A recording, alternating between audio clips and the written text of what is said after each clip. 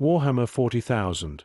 The curse unleashed. The sky above the dead world was black with living spores. Millions of Tyranids poured across the frozen plains like a tide of claws and chitin.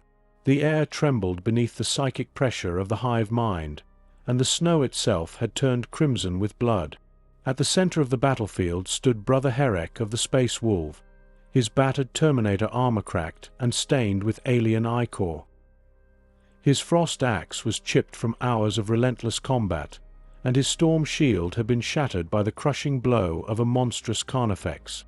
Around him, his pack fought desperately. One brother disappeared beneath a wave of Hormagaunts. Another was dragged down by Tyranid warriors despite firing his bolt pistol until the last round. The Vox crackled. Fall back to the gun line. But there was nowhere left to retreat. The Tyranids were everywhere. A towering hive tyrant descended from the smoke, its wings scattering ash across the battlefield. Behind it came Carnifexes, Screamer Killers, and endless rivers of gaunts. Herek roared and charged. For Russ. His frost axe split a warrior in two.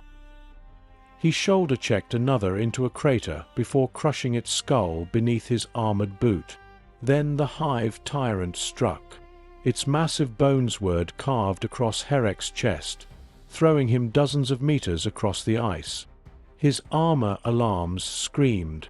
Critical damage. Multiple organs ruptured. Secondary heart failing. His vision blurred. He tried to stand. His legs refused. The Tyranids closed in. Hundreds of clawed forms surrounded him. Then, something ancient awoke. A growl echoed inside his mind. Not spoken. Remembered. The wild spirit of Leman Russ seemed to howl across the ages. The curse buried within every son of Fenris burst free. Bones snapped. His spine arched violently.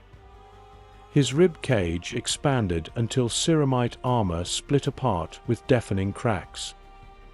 His gauntlets exploded from hands that had become enormous clawed paws. His helmet burst apart as an elongated wolf-like muzzle forced through the ceramite. Fangs as long as combat knives emerged. Golden eyes replaced human ones. Grey-white fur erupted through every gap in his ruined armor. His muscles doubled in size. Every scent flooded his senses. He could smell fear. He could smell the Tyranids' pheromones. He could even sense the distant presence of the hive mind pressing against reality. The nearby gaunts hesitated. The hive mind recognized something dangerous. Herek was no longer merely a space marine. He had become a full wolfen. He threw back his head. His howl rolled across the battlefield like thunder. Every surviving space wolf answered with a roar. Then the wolfen charged. He crossed 50 meters in seconds. A Carnifex lowered its horns. Too slow. Herek leaped onto its back, his claws punching through armor that bolter rounds had failed to penetrate. With savage strength, he ripped away plates of chitin, exposing pulsing alien flesh beneath. The Carnifex screamed.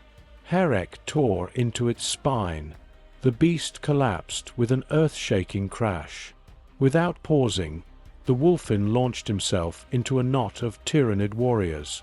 One lost its head. Another was ripped apart at the waist. A third had both arms torn free before Herek crushed its skull in his jaws. The battlefield became a blur of blood and snow. Even Genestealers, swift enough to evade Space Marines, could not escape him.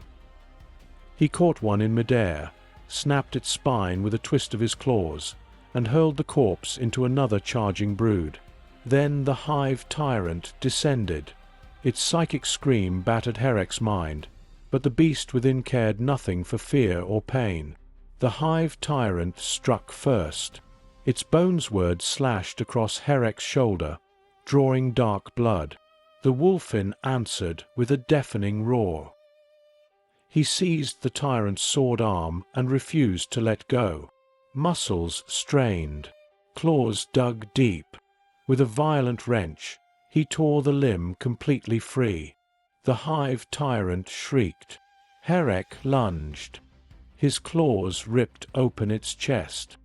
His jaws closed around its throat. With one brutal twist, he tore the creature's head from its body. For a heartbeat, the swarm faltered. The death of its synapse leader rippled through the tyrannid horde. Gaunts scattered in confusion. Warriors stumbled. The surviving space wolves seized the moment, charging with renewed fury as bolters and frost weapons cut through the disorganized swarm. Standing atop the corpse of the hive tyrant, Herek lifted his blood-soaked muzzle to the ash-filled sky and unleashed a triumphant howl. It was not the howl of a man. It was the howl of Fenris itself. The victory had been won, but when the battle ended, Herek no longer recognized the faces of his brothers. The curse of the wolfin had claimed him completely, and the hunters of Fenris now faced a painful choice: try to bring their fallen brother home, or put him down before the beast consumed what remained of his humanity.